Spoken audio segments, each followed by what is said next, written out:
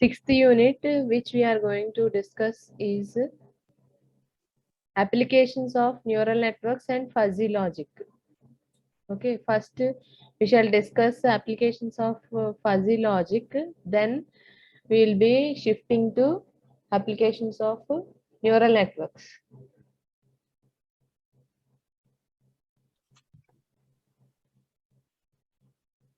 So basically, neural network fuzzy logic. Okay, we have discussed what is meant by fuzzy set, what is meant by crisp set, how to determine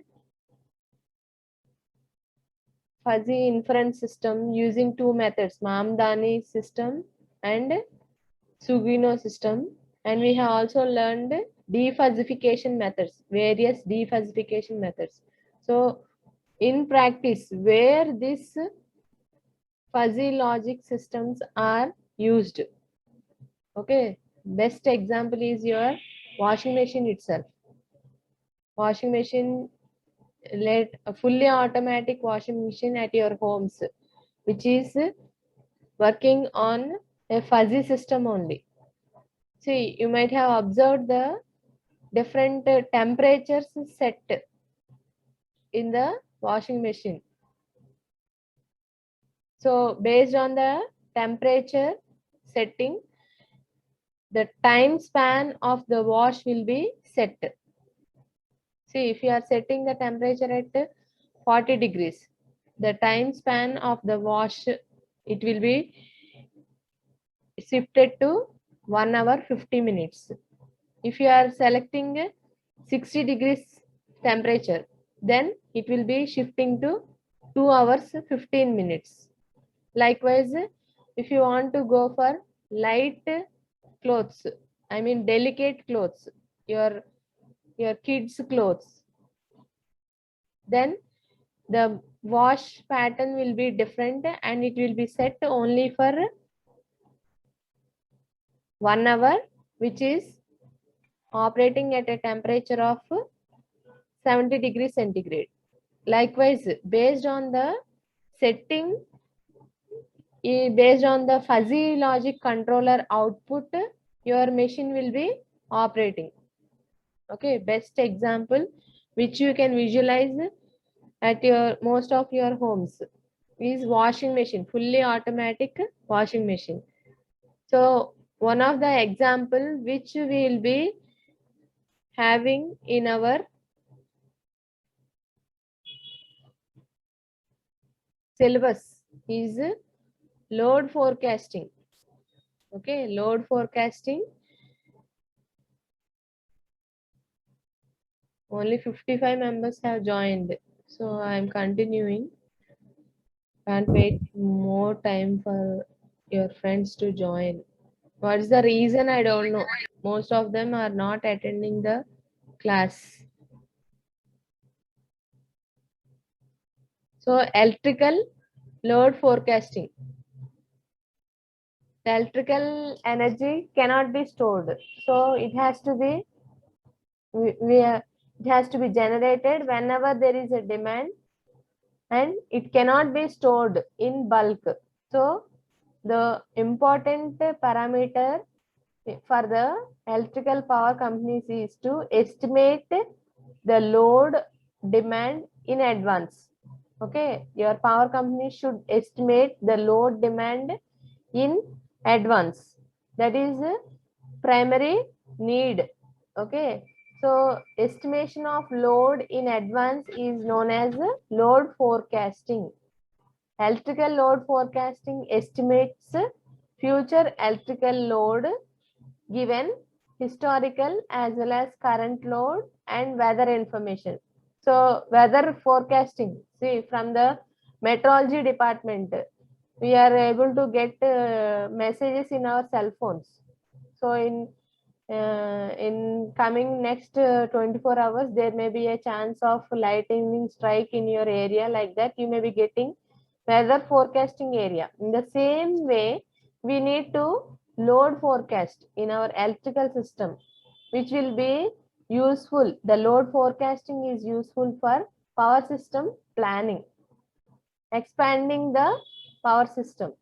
Okay, that is what is the you are estimating future load demand after 5 years. What will be the possible chance of load demand in all over India, or if you are considering one particular region. Suppose if you are considering our college only, what is the load forecast, load demand after 5 years? If you are estimating, then you need to provide required supply, you need to erect required units of power plant to meet the load demand after 5 years. So you need to extend your existing power system, which comes under expansion planning of your power system. So you need to plan economically. Okay, economically you need to plan. That is one criteria.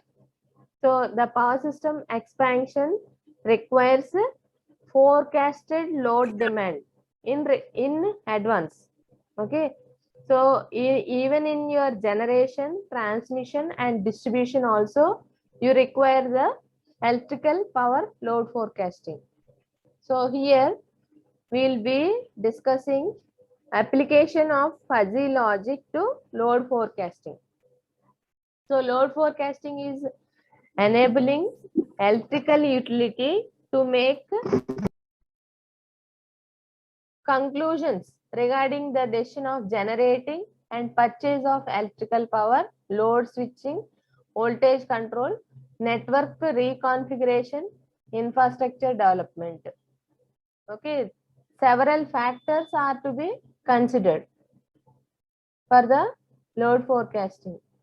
Okay, so the load forecasting is basically classified into 3 types: long-term load forecasting, mid-term, medium-term load forecasting, and short-term load forecasting.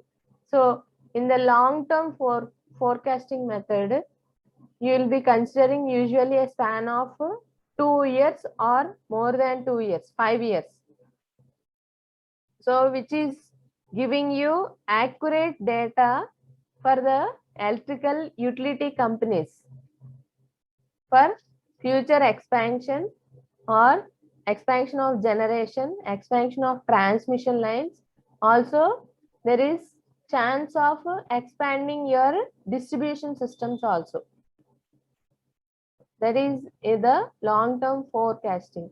Medium-term load forecasting is usually ranging in a period of 1 week, 1 month, 3 months, or 6 months, or 1 year.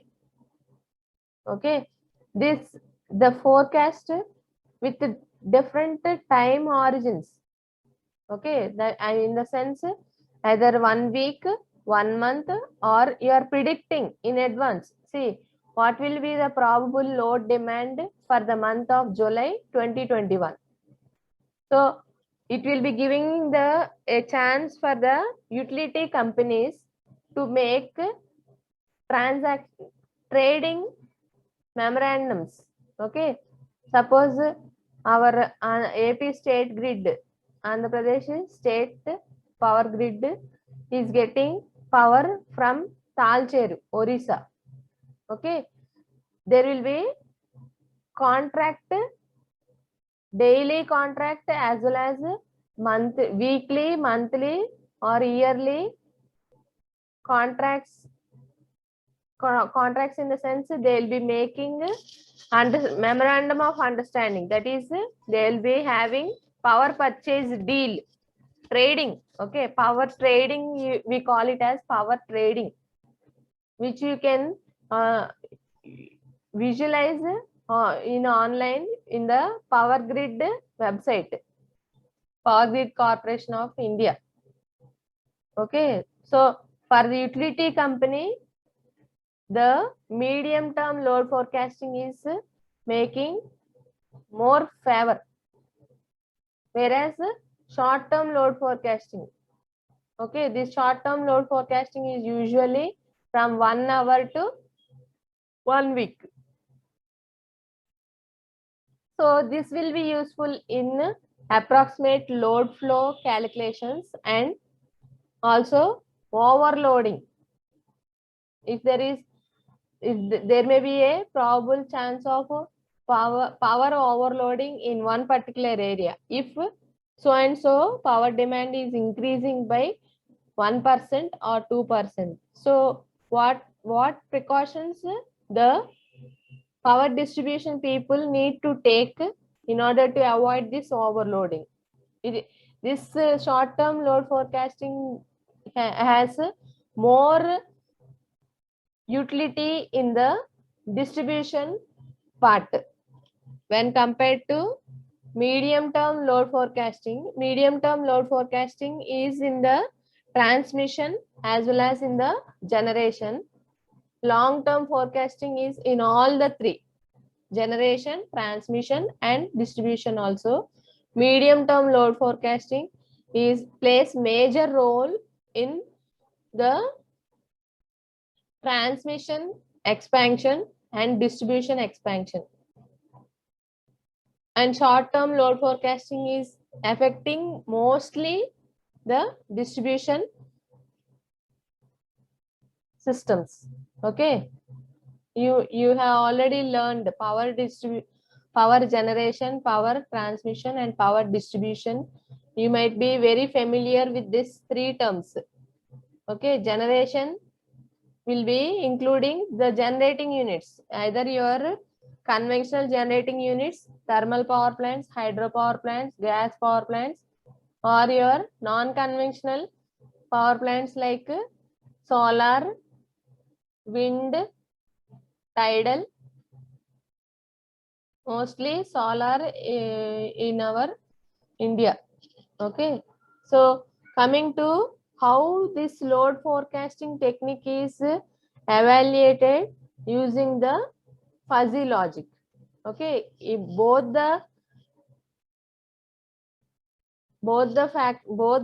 topics, application of artificial neural network to short-term load forecasting and also application of fuzzy logic to short-term load forecasting, both the topics are there in your syllabus. So first let us discuss application of fuzzy logic to short-term load forecasting. So this fuzzy logic is multi-valued logic that allows intermediate values to conventional values like yes or no, true or false. So in between values also you can evaluate the linguistic variables. Okay, so it is generalization of Boolean logic. So you need not require any mathematical modeling here. In the fuzzy logic, there is no requirement of any mathematical model. So the main concept of fuzzy logic is fuzzy set, linguistic variables, possibility distribution, fuzzy if-then rule base. Okay, this if-then rule base is used for converting fuzzy input into fuzzy output. So how this fuzzy logic approach is applied to short-term load forecasting, we'll be discussing now. So the fuzzy rule base is prepared based on certain parameters like time, temperature, and previous day load. Okay, three parameters. Suppose if you are considering the time duration. So morning 6 o'clock, most of the people, they will be switching on their motors for filling up water in the tanks. So definitely there will be more demand at the period of morning 6 o'clock. Okay, so afternoon, if it is a normal day with a normal temperature of 30 to 35 degrees, most of the people, they do not switch on their ACs. So the demand will be normal during the entire day from morning 7 to evening 6 o'clock. So in the evening, most of the people will be switching on their lights.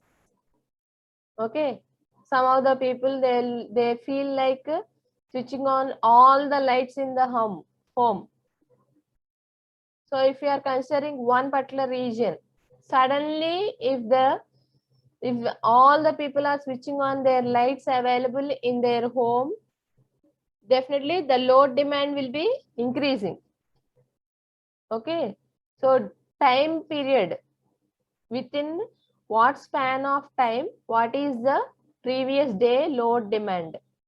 So based on temperature, so in midsummer, as on today, the temperature is indicated as 42 degrees on my screen. Okay, it is showing 42 degrees. So if the weather is in this extreme hot, definitely we people are feeling like switching on the air conditioners. So the demand will be very high. Daily load demand. I am talking about short term load forecasting, which is affecting your daily load demand or weekly load demand only. Okay, so the temperature effect, we are considering second parameter, the temperature. Okay, so the demand will be high during the day period also if the weather conditions are very hot. So you need to consider what is the previous day load demand also. So for load forecasting, for short term load forecasting, load data from area load dispatch center is considered. See, you have 5 regional grids in India: southern region, northern region, eastern region, and northeastern region, northwestern region, and western region. So totally your power grid is divided into 5 grids. So each has its own load dispatch center. Entire nation is connected as one grid under the Power Grid Corporation of India. But there are different load dispatch centers where they'll be monitoring hourly, minute to minute, the load demand will be monitored. Hourly, weekly, monthly, the data will be stored, recorded in separate CPUs. Okay, so for the input variables, you need to select the appropriate membership function. So how fuzzy logic is applied to short-term load forecasting? Application of fuzzy logic to short-term load forecasting. So here you are considering 3 parameters: time, temperature, and previous day load. So you need to select appropriate membership function for the inputs as well as for the output variables. So here methodology, fuzzy logic methodology, crisp input. You are considering crisp input of the 3 parameters: time, temperature, and previous day load. So you are going to fuzzy fire, which will be giving you fuzzy input. So fuzzy inference engine, here you need to utilize either Mamdani fuzzy inference system or your Sugino fuzzy inference system. Next, it will be giving you fuzzy output using the defuzzification methods.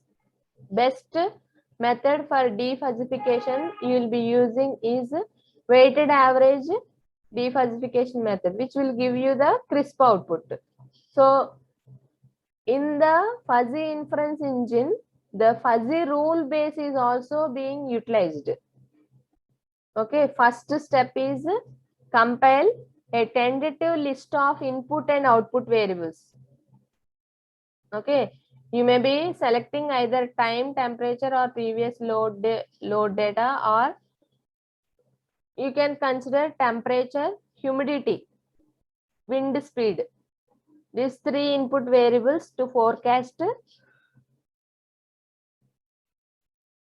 electrical short-term load forecasting. So normalization of input and output variables is done by analyzing the input and output behavior by mapping it to membership values. So these three variables, the temperature, humidity, wind speed, are mapped to membership values. So select the shape of fuzzy membership for each variable. That is, either it can be triangular membership, trapezoidal, Gaussian, or bell-shaped membership function. The membership function is selected by trial and error method. Okay, randomly or by using trial and error method, you are selecting the membership function. Next, fourth step. For each input and output variable, tentatively define the number of fuzzy membership functions. For example, all the variables depict 3 functions. Okay, so for each fuzzy input, you define fuzzy membership function. So for example, all the variables depict 3 functions. Next, fifth step, fuzzy logic rule base in each pair of input and output data. It is called training your data. For example, rules. Okay, you have 2 antecedents and 1 consequent in Mamdani fuzzy inference system. But in Sugino fuzzy inference system, we are having 2 antecedents and the consequent is written as a function of the 2 antecedents. Okay, that is the basic difference between Mamdani and Sugino fuzzy inference system. So this input data, for each pair of input and output data, we need to cross check this fuzzy logic rule base. So for example, here the best fuzzy logic rule base is used if the temperature is hot and humidity is humid and wind speed is above average. So 3 antecedents we have considered here. Then load is above average. So you can frame set of rules using this parameters. Okay, if the temperature is warm, less hot, humidity is less or humidity is small, wind speed is normal, okay, or average, then load is average value. If the temperature is cool, humidity is not present and wind speed is below average, then load will be normal value. Like that, you are framing your fuzzy rules based on your parameters you have chosen. Okay, based on the parameters you have chosen. Suppose if you are considering the time itself as one of the parameter. Okay, if the time is at during night time between night 7 to morning 6, and the temperature during night time, usually the temperature will be in this summer season, the temperature will be usually around 30 degrees or 35 degrees at the maximum. Okay, so if you are considering temperature, time, and one more factor which we have discussed earlier is previous day load.